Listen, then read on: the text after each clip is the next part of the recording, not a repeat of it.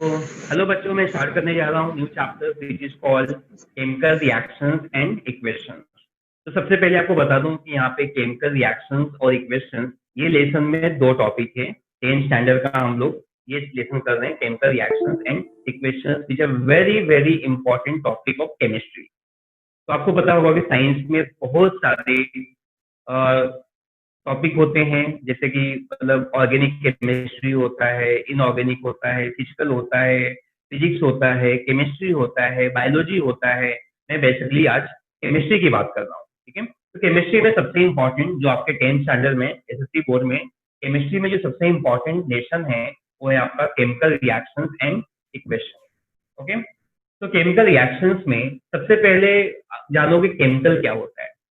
Chemical एक ऐसा reactive substance होता है जो ट्रांसफॉर्म होकर कोई नया फॉर्म होता है, which is called chemical reaction. ठीक है, इस लेसन में दो टॉपिक है, chemical reactions and equation. Equations का मतलब आपको पता है, इक्वेशंस का मतलब आपने मैथ्स में भी देखा होगा इक्वेशंस क्या होता है, साइंस में भी कुछ इक्वेशंस होते हैं। तो आज हम लोग उसके बारे में डिस्कस करने वाले हैं। ठीक है, तो केमिकल इक्वेशंस क्या होता है। तो सबसे पहले आपको बता दूं कि इसमें इस लेसन में हम लोग देखेंगे तो क्या होता है। आपको सिंपल सी बात अगर बताऊं मैं यहाँ पे, तो हमारे पास रिएक्टेंट होता है, रिएक्टेंट, ठीक है। और दूसरा होता है आपका क्या, ये साइड में होता है प्रोडक्ट। एक होता है आपका रिएक्टेंट, दूसरा होता है प्रोडक्ट, ठीक है। This whole thing is called reaction. अगर हम लोग बात करें, रिएक्टेंट आपका एक हो सकता है, दो हो सकता है, तीन हो सकता है, ठीक है। और ये जो एरो है वो ये दिखाता है this thing is going to convert into new form. There will be some transformation will take place. Transformation नया कुछ बनेगा, उसी को बोलते हैं हम लोग प्रोडक्ट। प्रोडक्ट भी आपका एक हो सकता है, दो हो सकता है, तीन हो सकता है, मल्टीपल हो सकता है। बट आपके सिलेबस में फिलहाल दो तीन रिएक्टेंट होगा या एक या दो प्रोडक्ट होगा, ऐसे पूरे लेसन में हम लोग देखने वाले हैं। ये केमिस्ट्री का सबसे इंपॉर्टेंट लेसन है, ठीक है। तो आपको बता दूं हम लोग कि आपका जो रिएक्शंस होता है, जो चेंजेस होता है, मतलब रिएक्टेंट से प्रोडक्ट बनता है, this is nothing but what changes. यहाँ पे चेंजेस होता है, ठीक है। या फिर बोल सकते हो क्या, there will be what transformation, there will be what transformation, ठीक है। यहाँ पे ट्रांसफॉर्मेशन होगा, okay, that is called reaction. तो सबसे पहले जो चेंज होता है वो समझते हैं हम लोग। यहाँ पे चेंज का मतलब क्या होता है। चेंज की अगर बात करें तो we have the two types of change, ठीक है। We have the two types of changes. एक होता है आपका, first one is called physical change, physical change. और नेक्स्ट होता है which is called chemical change. We have two types of changes, physical change and chemical change. ये change के बारे में आपने कहीं ना कहीं सुना भी होगा, ठीक है। बट फिजिकल और केमिकल का मतलब क्या होता है उसके बारे में डिटेल्स बताने वाला हूं, ठीक है। तो आपको रिएक्शन समझ में आ जाएगा एग्जैक्टली क्या है। फिजिकल का मतलब होता है, मान लो कि आपके पास सपोज आपके पास आइस है, ठीक है। ये जो आइस है, आइस का पीस सबको पता होगा। ये आइस को आपने क्या किया, कूल कर मतलब हीट कर दिया। हीट करने के बाद से वाटर में कन्वर्ट कर दिया, ठीक है। आपने क्या किया, आइस को, आइस के पीस को you are going to change in the water, in the liquid form, ठीक है। This change is called physical change.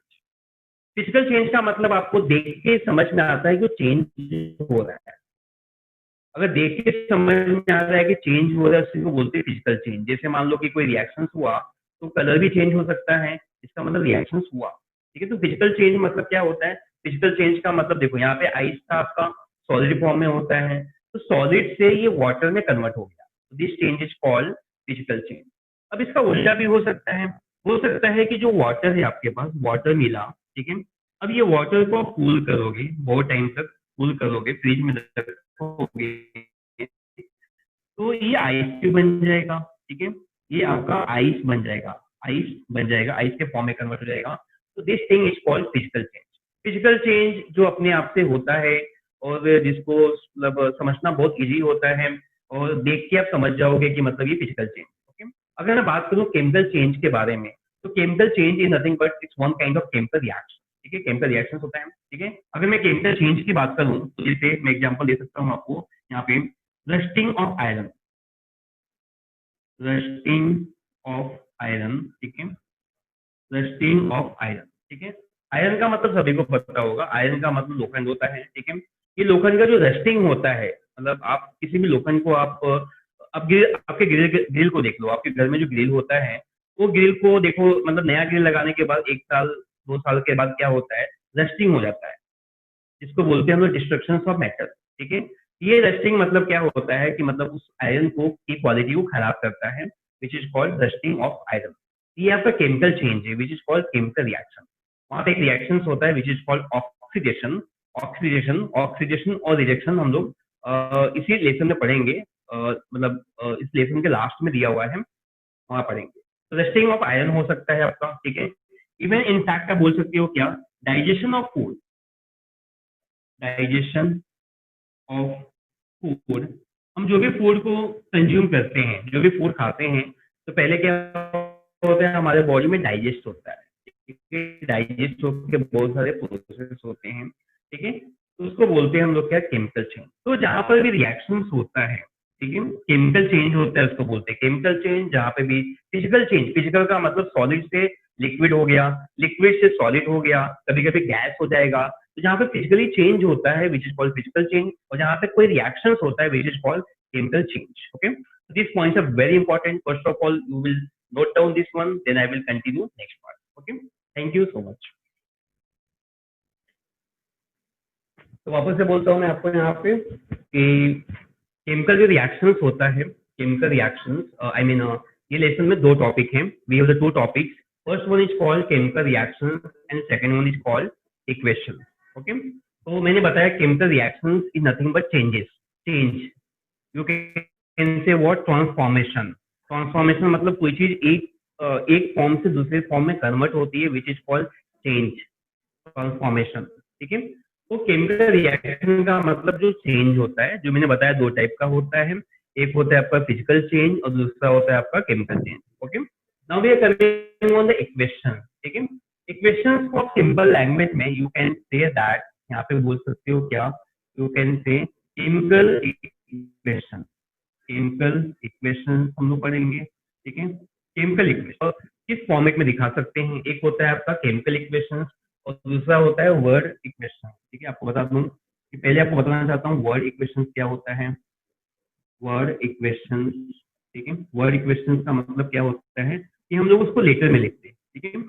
Letter में कैसे लिखेंगे, मान लो जैसे मेरे पास यहाँ पे मीथेन है, मीथेन सबको पता है, मीथेन। मीथेन हमेशा क्या करता है, ऑक्सीजन के साथ में रिएक्ट करता है, ऑक्सीजन के साथ में रिएक्ट करता है, ठीक है। और इसको हीट करने के बाद, याद रखना ये ट्रायंगल का मतलब होता है हीटिंग। जब भी केमिस्ट्री में हम लोग यहाँ पे ट्रायंगल यूज करते हैं, इसका मतलब उसको हीट करना जरूरी है। जब आप हीट करोगे तो होगा क्या, ये दोनों आपस में कंबाइन होंगे, इसके भी कुछ बॉन्ड्स होंगे, मतलब आयोनिक बॉन्ड, कोवेलेंट बॉन्ड, ये बॉन्ड्स होगा, इसके अंदर भी बॉन्ड्स होता है, they will break down. When it will break down, when we are going to start the heating, ठीक है। ये बॉन्ड क्या होगा, bond will break down, bond breakup होने के बाद में न्यू बॉन्ड विल फॉर्म। तो आपको बता दूं कि केमिस्ट्री के अंदर रिएक्शन क्या होता है कि breaking of old bond and formation of new bond.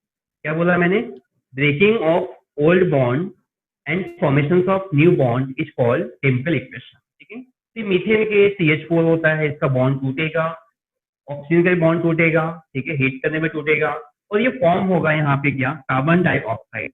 It will form carbon dioxide plus it will form water.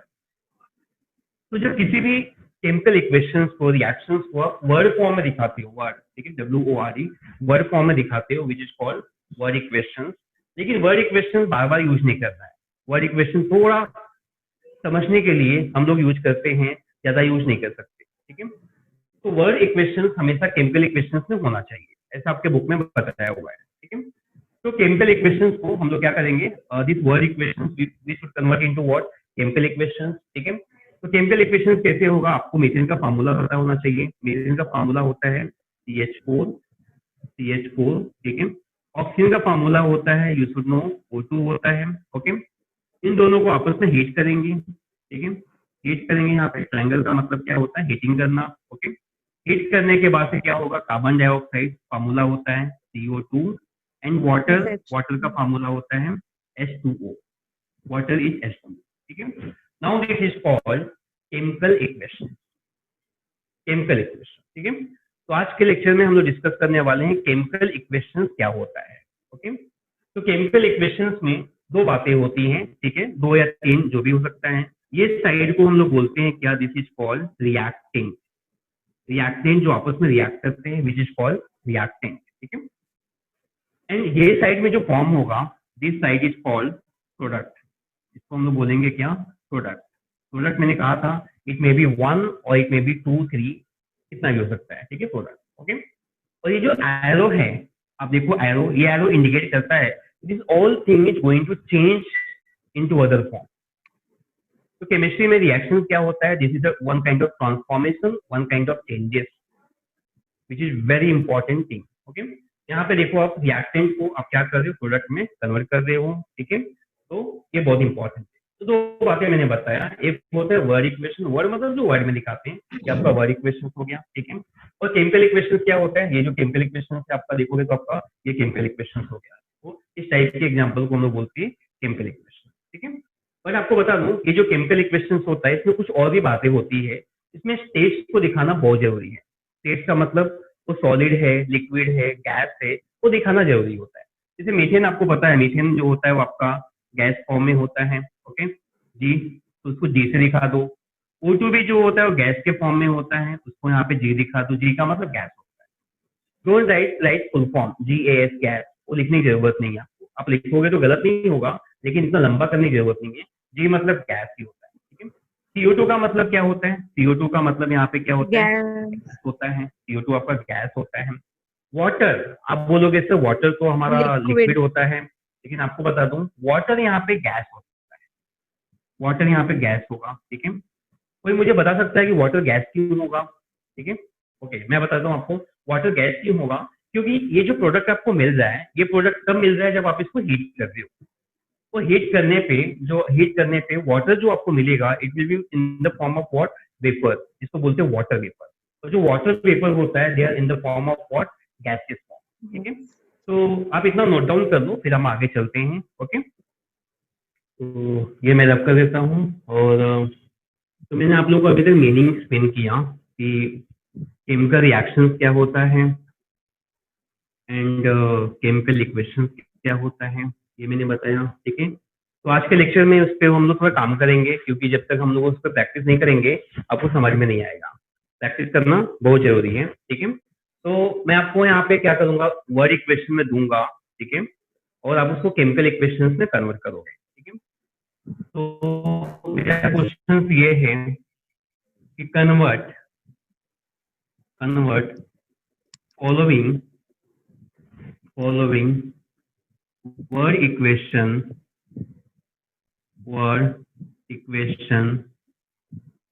into chemical equation ये क्वेश्चंस करने के बाद you will get more clarity, आपको ज्यादा समझ में आएगा, ठीक है। जैसे मेरा फर्स्ट क्वेश्चन है, मैं आपको वर्ड इक्वेशन में दूंगा, ठीक है। फर्स्ट क्वेश्चन ये है आपका कि अगर मैं हाइड्रोजन हाइड्रोजन को, ठीक है, ऑक्सीजन के साथ में रिएक्ट करता हूँ, ऑक्सीजन के साथ में, तो मुझे मिलेगा डेफिनेटली वाटर मिलेगा, ठीक है। इसका आपको क्या करना है पता है, इसका आपको केमिकल इक्वेशन लिखना है। सबका फार्मूला क्या होगा वो पता होना चाहिए।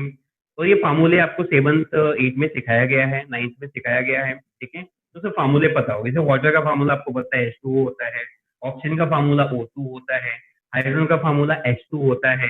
तो फार्मूले are very very important, okay.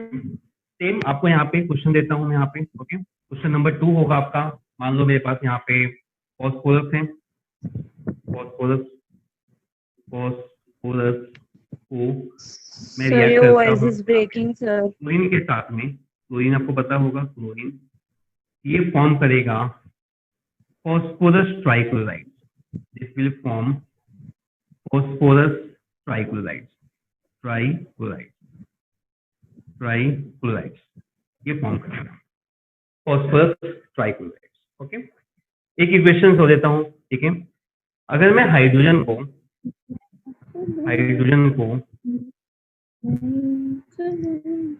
React करता हूँ ऑक्सीजन के साथ में, हाइड्रोजन को रिएक्ट करता हूँ ऑक्सीजन के साथ में, ये फॉर्म करेगा हाइड्रोजन पेरोक्साइड। सर आपकी स्क्रीन क्लियर नहीं दिख रही sir. Hydrogen peroxide, hydrogen peroxide, ठीक है। तो एक बार ट्राई कर लो, फिर बाद में मैं आपको हेल्प करता हूँ एग्जैक्टली क्या होगा। मैं चाहता हूँ कि पहले ये क्वेश्चन लिख लो, लिख करके आप ट्राई कर लो, then I will get back to you इसका एग्जैक्ट आंसर क्या होगा, ठीक है। देख लो। अच्छा, तो यहाँ पे देखेंगे हम लोग, मैं वापस से बोलता हूँ, क्वेश्चन आपका ये था, convert following word equation into chemical equation, ठीक है। ये आपके बोर्ड में काफी बार क्वेश्चन पूछा जा चुका है और काफी बार आता भी है। तो इसके लिए आपको कभी भी एग्जाम में वर्ड इक्वेशन दिया हुआ है, वी शुड नो अबाउट फॉर्मूले। फॉर्मूले आप बचपन से पढ़ते आ रहे हो, स्कूल लाइफ से पढ़ते आ रहे हो, ठीक है, बहुत सिंपल सा है। तो आपको पता होना चाहिए कि हाइड्रोजन का फॉर्मूला होता है क्या। हाइड्रोजन का फॉर्मूला होता है आपका H2, इसका आंसर होगा H2, okay, plus oxygen. Oxygen का फॉर्मूला होता है आपका O2, O2 मतलब ऑक्सीजन दो आटम से मिलकर बना होता है, ठीक है, और दोनों मिलके देते हैं आपको क्या, it will give you water. Water का फॉर्मूला होता है H2O, H2, ठीक है। तो this is the chemical reaction actually, ठीक है, यहाँ पे H और H का बॉन्ड टूटता है,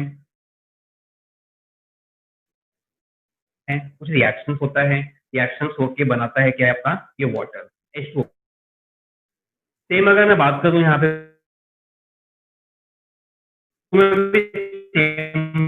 फॉस्फोरस, अब आपको फॉस्फोरस का फॉर्मूला पता